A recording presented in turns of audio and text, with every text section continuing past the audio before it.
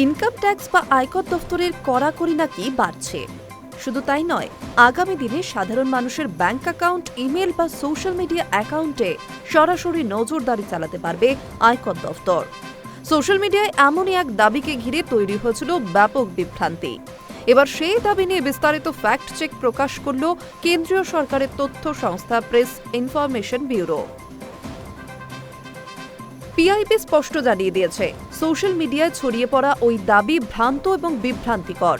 সংস্থার বক্তব্য, 2026 সালের 1 এপ্রিল থেকে কার্যকর হতে চলে ইনকাম ট্যাক্স অ্যাক্ট 2025 অনুযায়ী সাধারণ করদাতাদের ডিজিটাল পরিসরে নজরদারির কোনো প্রশ্নই নেই। পিআইবি আরও জানিয়েছে, নতুন আইনে যেসব ক্ষমতার কথা বলা হচ্ছে তা কেবলমাত্র সার্চ অ্যান্ড সার্ভে অভিযানের ক্ষেত্রেই প্রযোজ্য। অর্থাৎ সব ক্ষেত্রে বড় অঙ্কের কর ফাঁকির নির্দিষ্ট প্রমাণ রয়েছে এবং আনুষ্ঠানিক তল্লাশি অভিযান চলছে। শুধুমাত্র সেই ক্ষেত্রে এই ব্যবস্থা নেওয়া যেতে হবে। আইন মেনে কর দেওয়া সৎ করদাতারা এতে মোটেই প্রভাবিত হবেন না।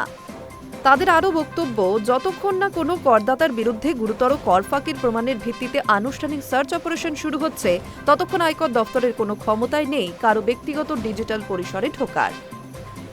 সংস্থাটি আরও জানিয়েছে, এক্স হ্যান্ডেলে @ইন্ডিয়ান টেক গাইড একটি পোস্ট শেয়ার করে দাবি করা হয়েছিল যে আয়কর দফতর নাকি গণহারে ডিজিটাল নজরদারি চালাতে পারবে। পিআইবি সেই পোস্টটিকে চিহ্নিত করে জানিয়েছে, এই দাবি সম্পূর্ণ বিভ্রান্তিকর। এখানেই শেষ নয়, পিআইবি মনে করিয়ে দিয়েছে, সার্চ অ্যান্ড সার্ভে চলাকালীন নথি বা প্রমাণ বাজেয়াপ্ত করার ক্ষমতা আয়কর দফতরের কাছে নতুন কিছু নয়। এই ক্ষমতা 1961 সালের ইনকাম ট্যাক্স আইনেও আগে থেকেই ছিল। পাশাপাশি এই 2025-এর নতুন আইনে সেই ব্যবস্থা আরও স্পষ্ট করে উল্লেখ করা হয়েছে। ইনকাম ট্যাক্স অ্যাক্ট 2025-এর ধারা 247 অনুযায়ী অনুমোদিত কোনো আয়কর আধিকারিক প্রয়োজন হলে কম্পিউটার সিস্টেম বা তথাকথিত ভার্চুয়াল ডিজিটাল স্পেসের অ্যাক্সেস কোড ওভাররাইট করে তথ্য সংগ্রহ করতে পারবেন। তবে শুধুমাত্র সার্চ অ্যান্ড সার্ভে অভিযানের সময় এটি প্রযোজ্য। সরকারের যুক্তি, বর্তমানে বহু কর ফাঁকির ঘটনায় তথ্য নথি রাখা থাকে দূরবর্তী সার্ভার বা ডিজিটাল স্টোরেজে।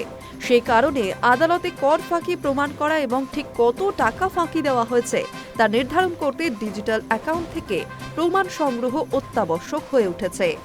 সব মিলিয়ে পিআইবির বার্তা স্পষ্ট, নতুন আয়কর আইনের নাম করে সাধারণ মানুষের উপর ডিজিটাল নজরদারির যে দাবি ছড়ানো হচ্ছে তা ভিত্তিহীন এবং বিভ্রান্তিকর।